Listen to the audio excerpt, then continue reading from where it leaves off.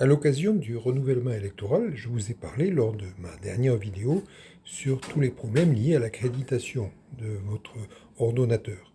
Va se poser un deuxième problème. Je veux parler notamment de la signature électronique. Est-ce que vous avez là-dessus une notion? Eh bien, si ce n'est pas le cas, je vous invite à regarder cette vidéo. Allez, à tout de suite.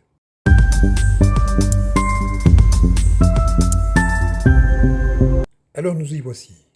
Nous allons donc aborder aujourd'hui cette notion de certificat de signature électronique. Alors c'est quoi cet animal? C'est très simple.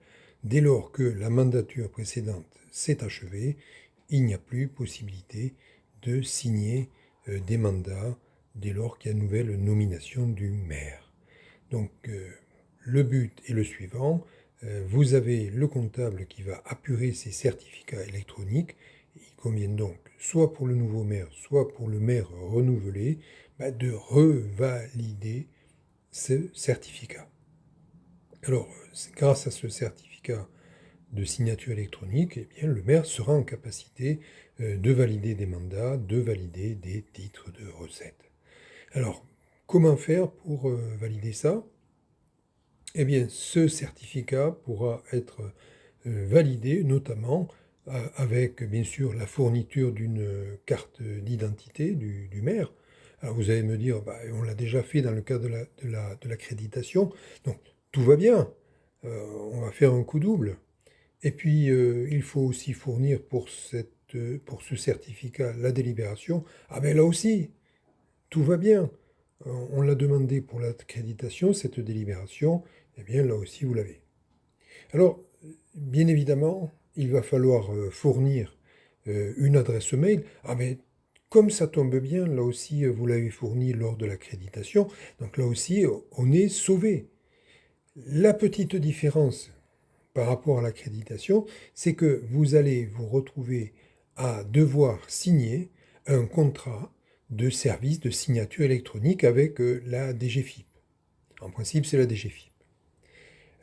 Ceci étant, il faut bien avoir à l'esprit que ça vaut cette opération pour le maire, ça vaut aussi pour les personnes qui sont titulaires d'une délégation de signature, donc adjoints et éventuellement les agents publics qui auraient pu être désignés par le maire dans le cadre d'une délégation, donc un arrêté de délégation de signature.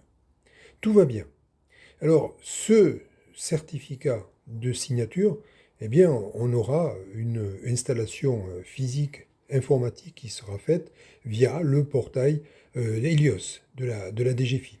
Alors, il faut reconnaître que, voilà, c'est un peu technique, mais c'est important d'avoir ce certificat de signature électronique pour la bonne et simple raison, c'est que ce certificat permet de valider, de certifier le service fait en matière de mandat.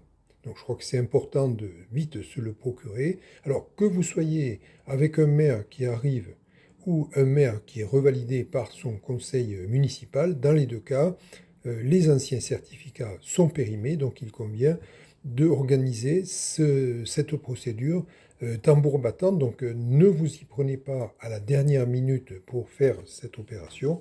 Il y a quand même un temps, nécessaire pour faire valider ces certificats. Voilà, je crois que c'est important. Alors n'hésitez pas à regarder sous cette vidéo les différentes sources juridiques que je pourrais vous fournir là-dessus. Et puis donc à très bientôt. Allez, bye bye et à très bientôt donc.